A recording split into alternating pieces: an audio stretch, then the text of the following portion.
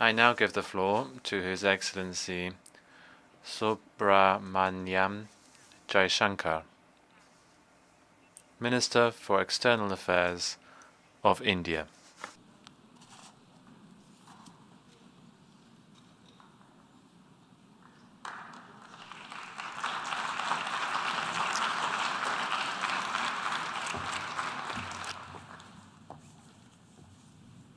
Madam President, Excellencies, distinguished members of the General Assembly, I bring to you the greetings of 1.3 billion plus people from the world's largest democracy.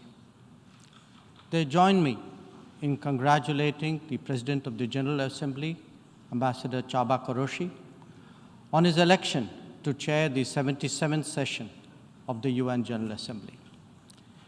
They follow closely developments at the United Nations, reflecting the increasingly globalized nature of our existence. We meet at a challenging time for the world order. This session's theme, a watershed moment, transformative solutions to interlocking challenges, seeks to capture its seriousness. Excellencies, the year 2022 is an important milestone in India's journey towards growth, development, and prosperity. India is celebrating 75 years of its independence, what we call Azadi Ka Amrit Mahotsav. The story of that period has been one of toil, of determination, innovation, and enterprise of millions of ordinary Indians. They are rejuvenating a society pillaged by centuries of foreign attacks and colonialism. And they are doing so in a democratic framework whose steady progress is reflected in more authentic voices and grounded leadership. This new India, under the visionary and dynamic leadership of Prime Minister Narendra Modi, is a confident and resurgent society. Its agenda for our centenary will be achieved through the 5 pledges that we committed to on our Independence Day. 1, we are resolved to make India a developed country in the next 25 years. For the world, that creates more capacities for global good. 2, we will liberate ourselves from a colonial mindset. Externally, this means reformed multilateralism and more contemporary global governance. 3, our rich civilizational heritage will be a source of pride and of strength. This includes care and concern for the environment, so ingrained in our traditional ethos. 4, we will promote greater unity and solidarity. This expresses a coming together on global issues such as terrorism, pandemics, or the environment. And 5, we will instill consciousness of duties and responsibilities. This applies to nations as much as it does to citizens. These 5 pledges affirm our age-old outlook that sees the world as one family. We believe that national good and global good can be entirely in harmony. It is this conviction that led us to supply vaccines to over 100 nations. Similarly, our evacuation operations in HADR situations always had room for other nationals in distress.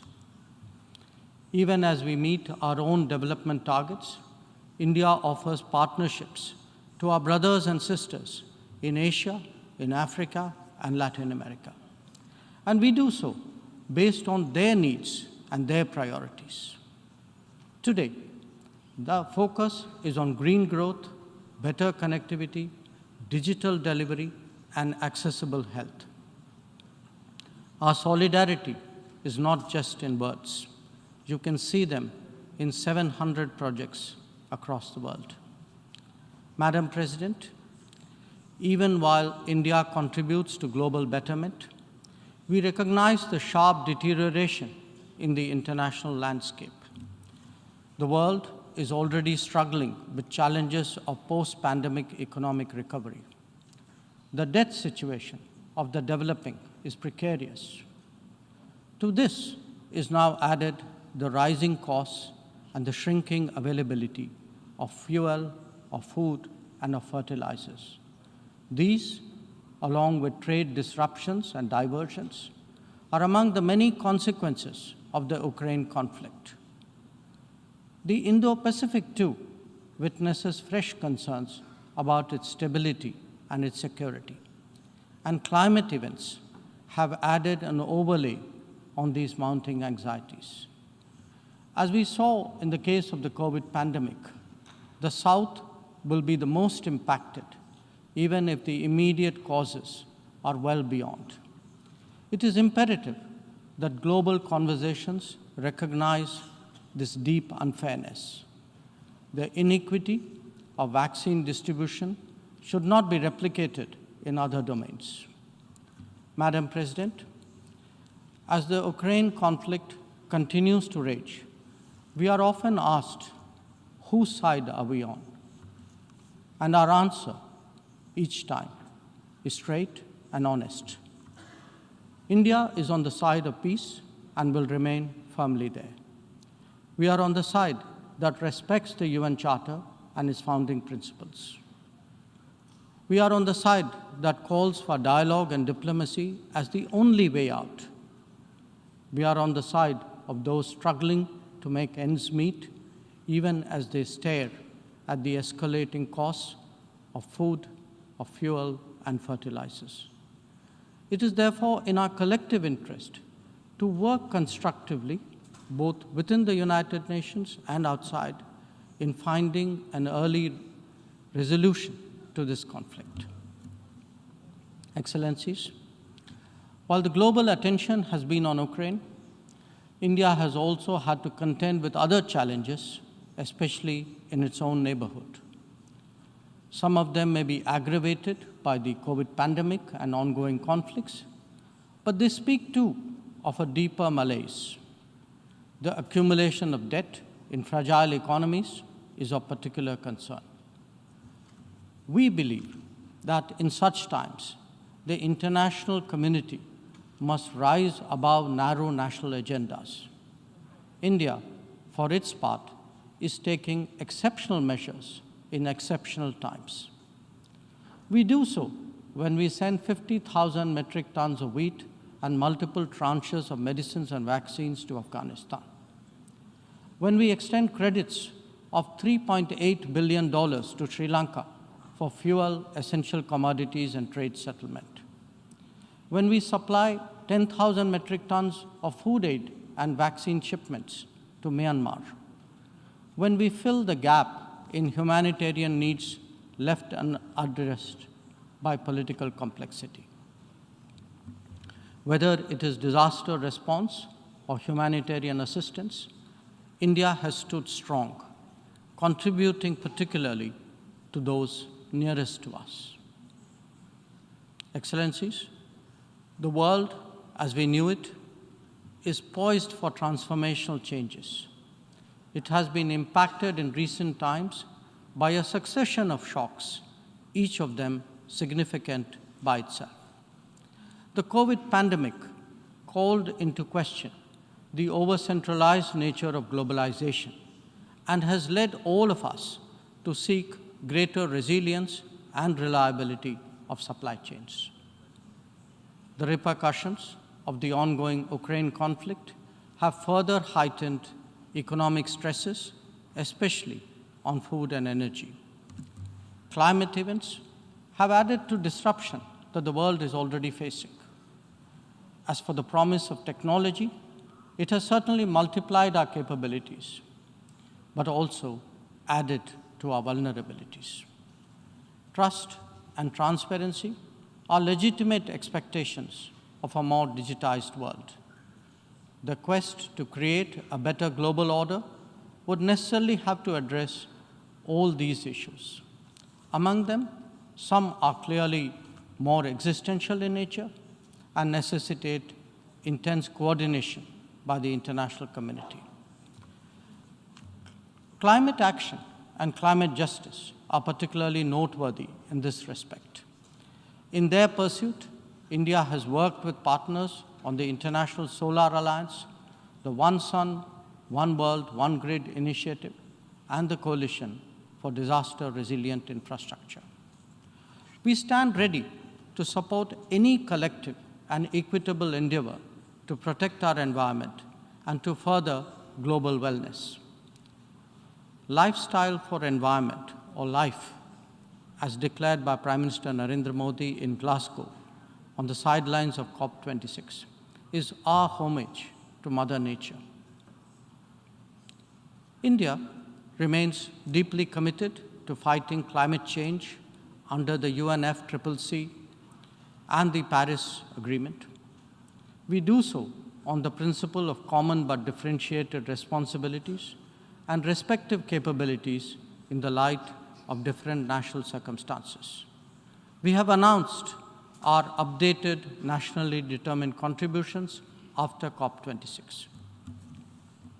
Excellencies, India's steadfast commitment to South-South cooperation is by now well established and well recognized. Our approach is based on principles of mutual respect and national ownership, with a commitment to sustainable development for all. As we begin the G20 presidency this December, we are sensitive to the challenges faced by developing countries.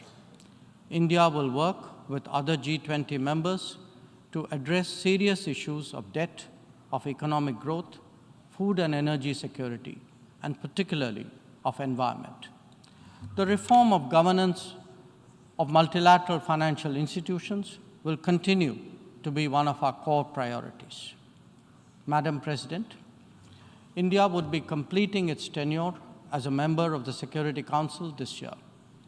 In our term, we have acted as a bridge on some serious but divisive issues confronting the Council. We have also focused on concerns such as maritime security, peacekeeping, and counterterrorism. Our contributions range from providing technology with a human touch to ensuring safety and security of UN peacekeepers.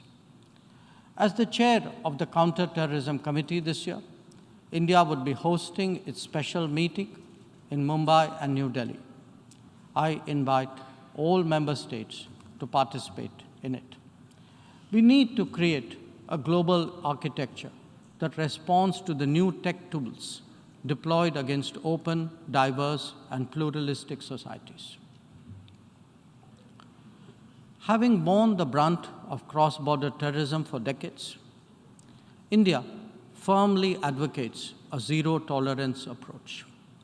In our view, there is no justification for any act of terrorism regardless of motivation, and no rhetoric, however sanctimonious, can ever cover up bloodstains.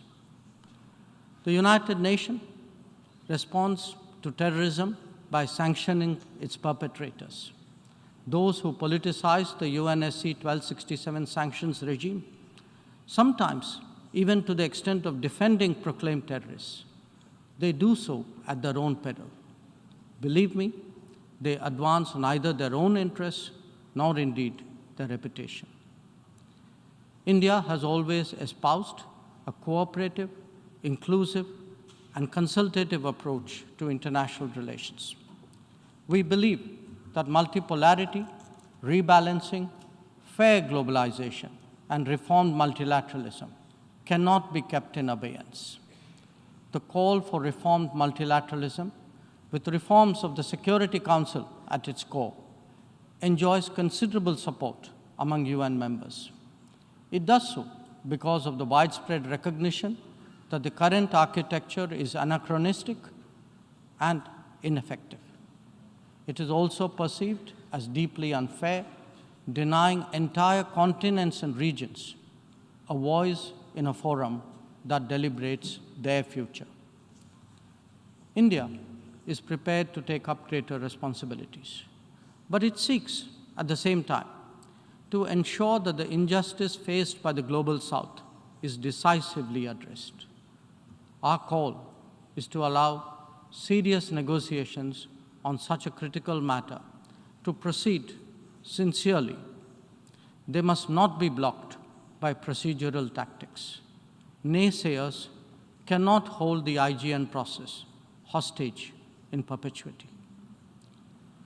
In these turbulent times, it is essential that the world listens to more voices of reason and experiences more acts of goodwill. India is willing and able on both counts. We believe and advocate that this is not an era of war or of conflict. On the contrary, it is a time for development and for cooperation. Madam President, in the past, this august assembly has served as a meeting point of views and as a catalyst for action. It is vital that we continue to believe in the promise of diplomacy and the need for international cooperation. Therefore, Madam President, let us strive to return to the course of seeking peace, progress, and prosperity. I thank you.